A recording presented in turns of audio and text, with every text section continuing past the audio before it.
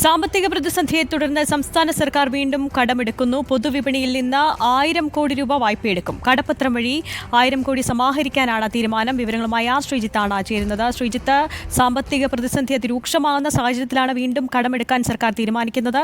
മറ്റു വിവരങ്ങൾ. ആര്യ, സംസ്ഥാന സർക്കാരിന്റെ സാമ്പത്തിക പ്രശ്നം മറികടക്കാനാണ് പൊതുവിപണിയിൽ നിന്ന് വീണ്ടും കടമെടുക്കുന്നത്. എന്തായാലും ഈ സാമ്പത്തിക വർഷം ആരംഭിച്ച ശേഷം നിരവധി തവണ ഇത്തരത്തിൽ കടമെടുത്തിരുന്നു. എന്തായാലും ജൂലൈ മാസത്തെ ശമ്പളം വിതരണം ചെയ്യുന്ന അടക്കമുള്ള കാര്യങ്ങൾക്ക് വേണ്ടിയാണ് ഇപ്പോൾ 1000 കോടി രൂപ കടമെടുക്കുന്നതെന്നാണ് ധനവകുപ്പിൽ നിന്ന് ലഭിക്കുന്ന വിവരം.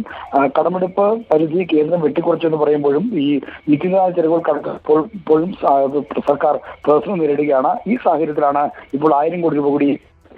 എന്നാൽ ഓണം പ്രമാണിച്ച് കൂടുതൽ തുക കടമെടുക്കേണ്ടി വരുമെന്നാണ് ഇപ്പോഴും ധനവകുപ്പ് നൽകുന്ന സൂചന. ഓണം പ്രമാണിച്ച് സർക്കാരിന്റെ ബോണസ് ആനുകൂല്യങ്ങളും ഉത്സവത്തെ അടക്കമുള്ള ആനുകൂല്യങ്ങളും അടക്കം വലിയ സാമ്പത്തിക ഭാരമാണ് സർക്കാരിന് മേൽ വരുന്നത്. ഇത് മറികടക്കാൻ കൂടുതൽ തുക കടമെടുക്കേണ്ടി വരും. എന്നാൽ ഇപ്പോൾ ജൂലൈ മാസത്തെ ശമ്പളം അടക്കമുള്ള കാര്യങ്ങൾക്ക് വേണ്ടിയാണ് പണം കടമെടുക്കുന്നതെന്നാണ് ധനവകുപ്പിൽ നിന്ന് ലഭിക്കുന്ന വിവരം.